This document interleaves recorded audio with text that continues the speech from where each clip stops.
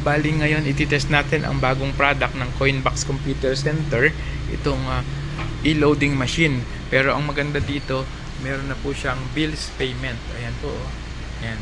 So ito po, may libreng tarpaulin. Nakalagay po dito yung mga paalala para sa customers natin. Ito yung merong load, meron na ring bills payment, GCash, cash in, and at the same time meron din pong piso wifi. So ito yung tinatawag naming 4-in-1. Ano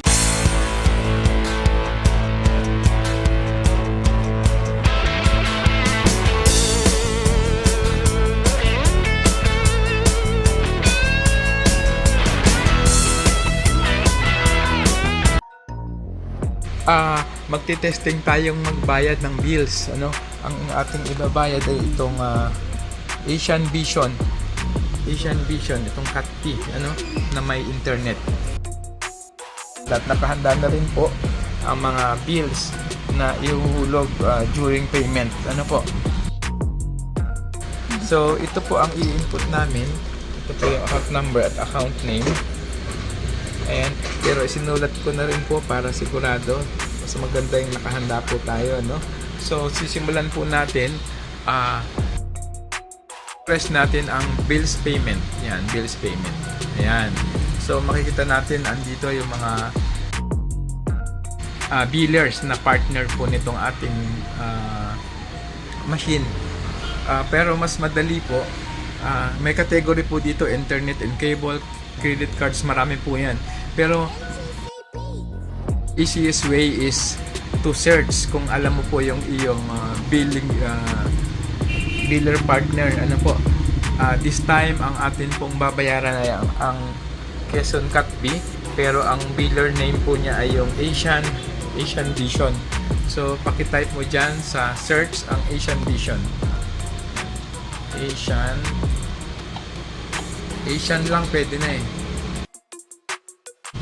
Press yung check o enter, equivalent po niya na enter. Sige, paki-press yan. Ayan, lumabas po dito yung Asian Vision. Sige, pakipindot ang Asian Vision. Ayan. And then amount, ano ang amount na babayaran? So andito po sa bill, ang babayaran ay 411. Amount 411. Okay. And then yung branch code and account number, ito na po yun, magkarugtong na. Ito pong 03077425.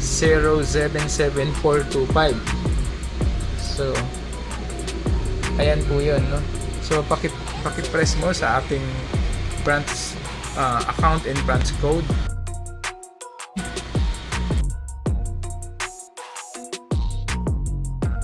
Lagi po natin i-double check kung tama po yung naka-input na account number. Ano po? Ayan.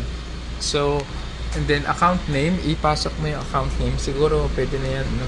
Yung Sofio Estrita. Sige.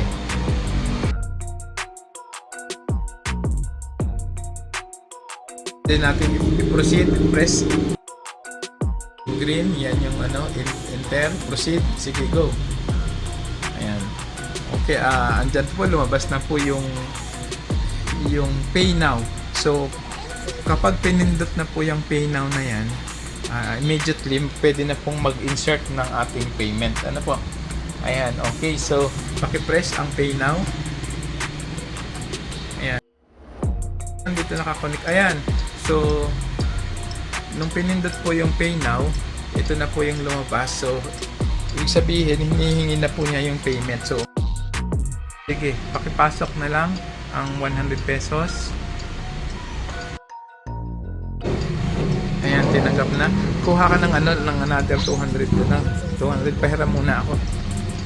Okay, nakita po natin, tinanggap na po ang 100 pesos. So, ngayon naman, ipasok natin ang another 100 pesos.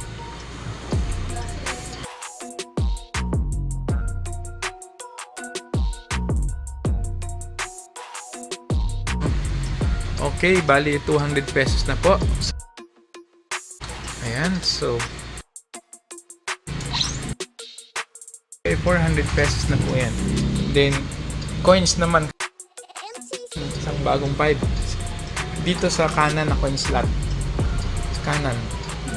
Ayan. So, ayan. So, another 405 na po. So, pasok natin ang 200. Ang another 5. So, 410. So, ang ating ipipayment is 433. So, bali, pwede na rin po dito ang 20 pesos na bago. So, pakipasok mo yung 20. Ayan. Okay. And then, 3 pesos na lang. Pakipasok mo ang magkasunod na 3 pesos.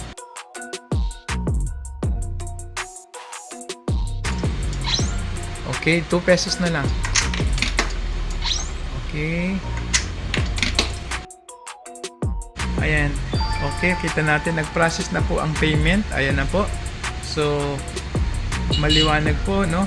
Kailangan po, lagi po nating tatandaan na picturean natin ang reference number with the QR code para po meron po tayong record.